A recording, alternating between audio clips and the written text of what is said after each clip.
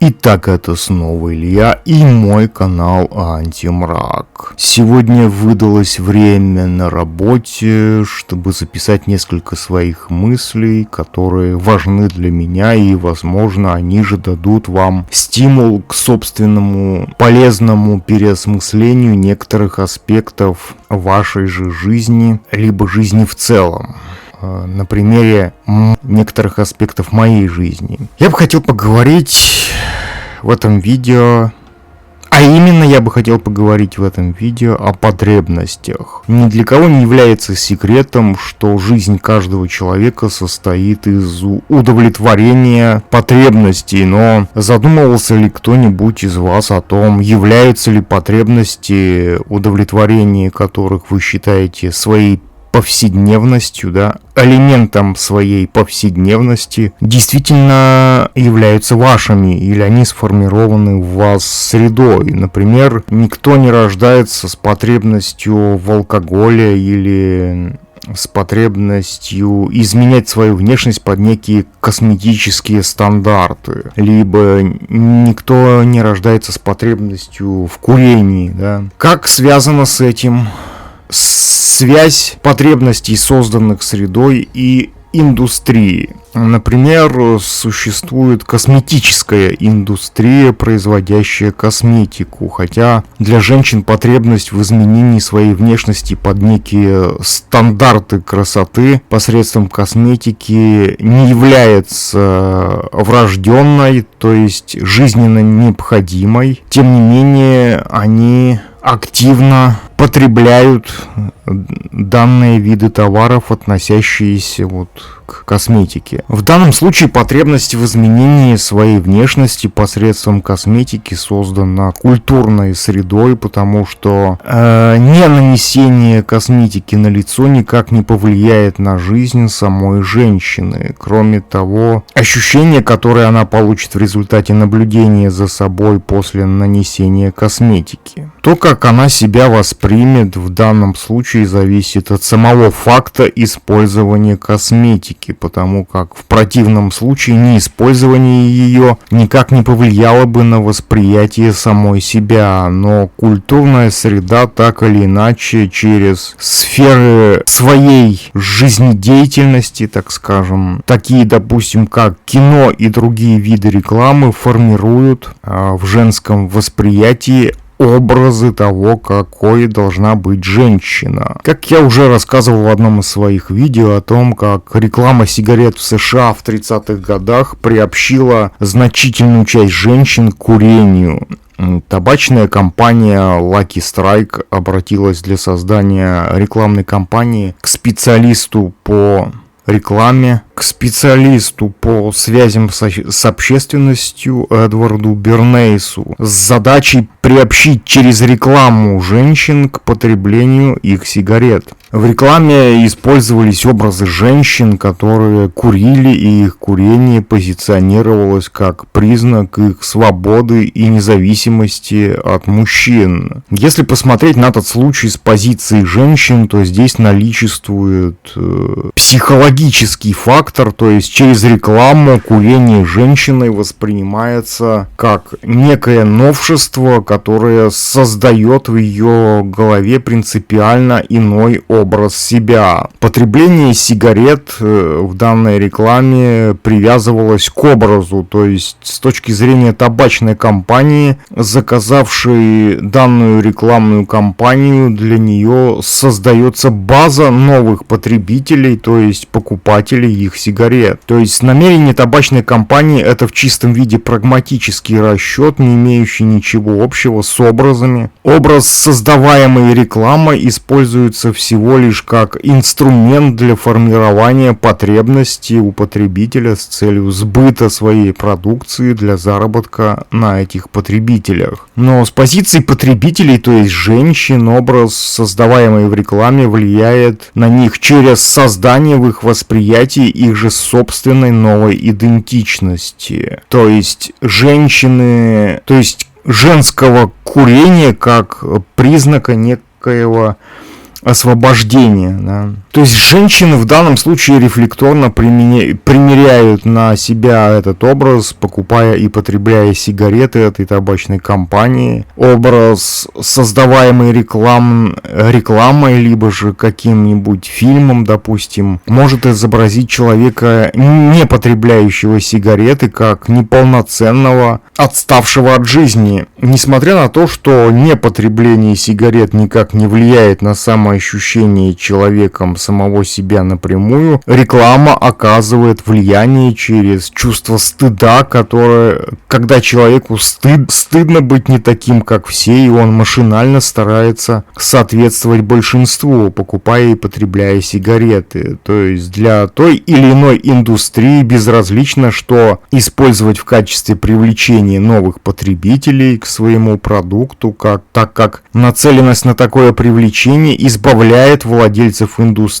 от каких-либо этических рамок. Данный принцип, конечно же, касается не только потребления сигарет, но и того же самого алкоголя. Например, насколько я-то вижу, в российской культуре, допустим, неупотребление алкоголя считается в большей степени отклонением от нормы, чем нормой. Ну, это вот судя по тому, как люди реагируют на их вопрос мне о том, пью ли я, да, на то, как они реагируют на отрицательный мой ответ на этот вопрос. Хотя, опять же, человек не рождается с потребностью в алкоголе, но алкогольная индустрия в сочетании с культурой делают свое дело, меняя в представлении человека рамки того, что допустимо, а что нет. То есть у человека среда может создать представление о том же самом алкоголе или сигаретах как о чем-то нормальном. Человек может выявлять не свои потребности, но это может быть только тогда, когда он понимает, откуда у него берется та или иная потребность. Допустим, все люди хотят есть и пить, и от поступления воды и питательных веществ из еды будет зависеть то, будет человек жить или нет. Но если говорить о том же самом курении, то без него человек может не только жить, но и здоровье его не будет портиться. Хотя, конечно же, курение имеет физиологические причины склонности к употреблению его человеком, то есть зависимость от табака как от физической субстанции формируется уже после его употребления. Но изначально человек узнает информацию о его существовании, либо же он узнает о нем через принципиально иную рекламу, как это было в случае с рекламой компании Lucky Strike, ориентированной на женщин в США в 30-х годах. На самом деле такая реклама может быть произведена для потребления любого товара, необходимости в употреблении которого у человека на самом деле нет, потому что цель индустрии, производящей тот или иной товар, это постоянные продажи. Рекомендательные системы как основа цифровой рекламы, стимулирующей потребление в современном мире.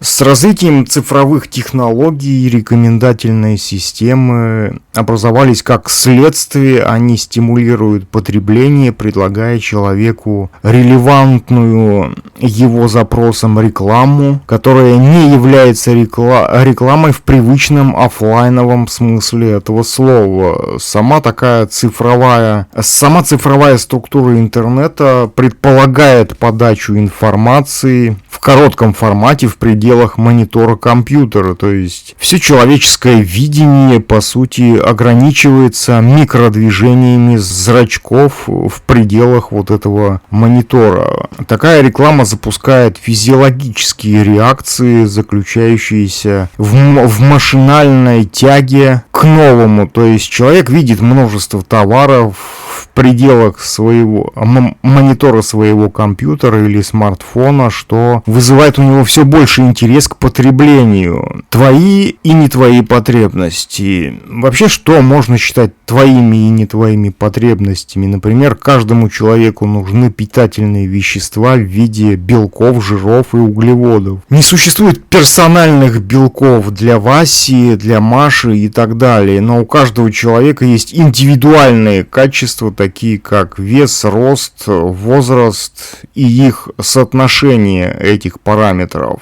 И все эти качества в каждом человеке комбинируются индивидуально. Я много раз слышал фразу, что нужно выпивать якобы 2,5 литра воды в день. Но согласитесь, что человеку, который весит 50 килограмм, и человеку, который весит 150 килограмм, нужно разное количество воды. И этим же самым людям нужно различное количество воды при температуре окружающей среды плюс 25 и минус 25. Но без воды ни один человек не может обойтись в принципе. То есть сама вода является неотъемлемой частью организма человека, частью человека как...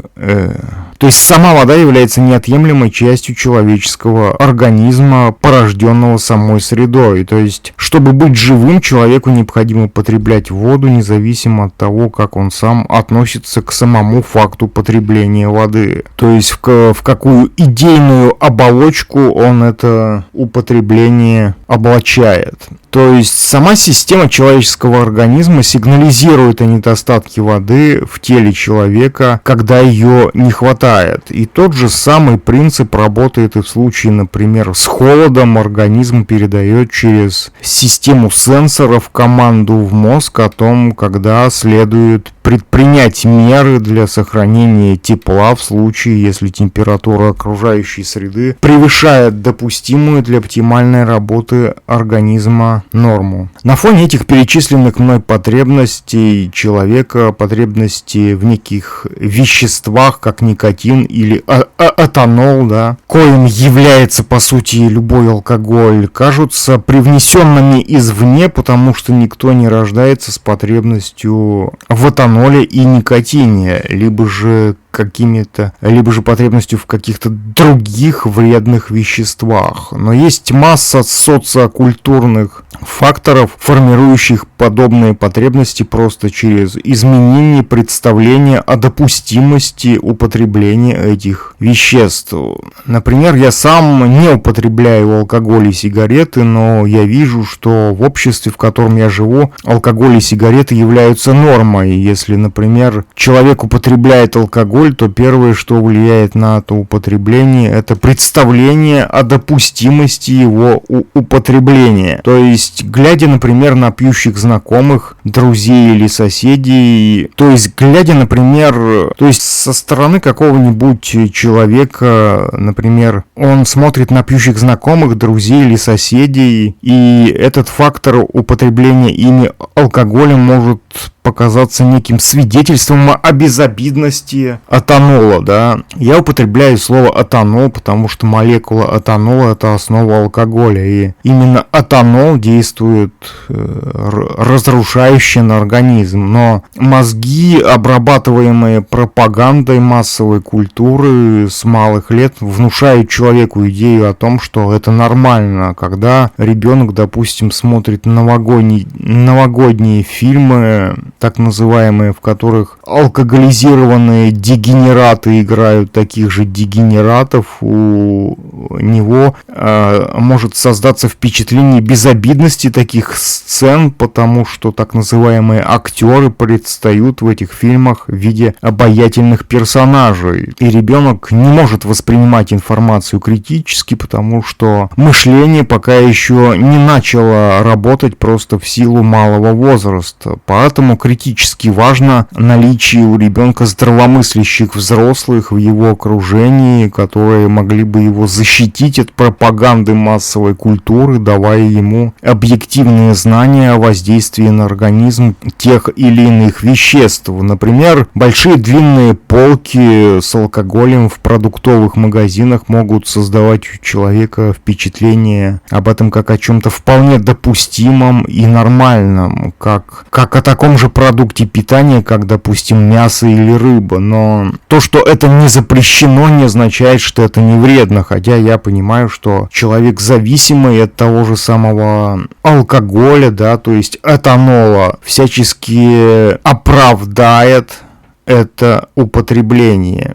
Тем более, если организм настолько разрушен алкоголем, что сформировалась физиологическая зависимость от него, то он не может просто так взять и отказаться от него. То есть, как мы видим, потребность изначально не связана с физиологической зависимостью от приема некой субстанции, потому как человек просто не принимал ее до того, как он воспринял употребление этой субстанции как нечто допустимое. Сначала человек начинает курить или пить, потому что курят или пьют люди из его окружения, или реклама в фильмах демонстрирует курение или употребление этанола как норму. То есть многие вещи человек делает машинально, просто ориентируясь на то, как поступает большинство, потому что так якобы принято делать. Пример незакрытой базовой потребности. Например, у меня есть потребность в постоянном половом партнере, но я не могу такого партнера найти в силу неких причин. И, конечно же, неудовлетворение такой потребности не является опасным для жизни, как, допустим, лишение себя воды или еды на многодневный срок, да. Но она важна, потому что это не только некий механистический акт, это взаимодействие энергии людей разных полов. Но это не означает, что ради удовлетворения этой потребности я готов взаимодействовать с любой женщиной. Для меня это должна быть самодостаточная личность, с которой мне комфортно, интересно и приятно контактировать на интеллектуальном, физиологическом и, так скажем, духовном уровне, да. Это отнюдь не отменяет значение половой связи как таковой, просто для меня наличие интеллектуальной и духовной близости делает целесообразным контакт с женщиной по причине главенства интеллектуального над природным, хотя это не отменяет силы природного. Если бы это происходило просто на животном уровне, то это было бы неинтересно и зависело бы в чистом виде от природы, что привело бы в итоге к разочарованию, да.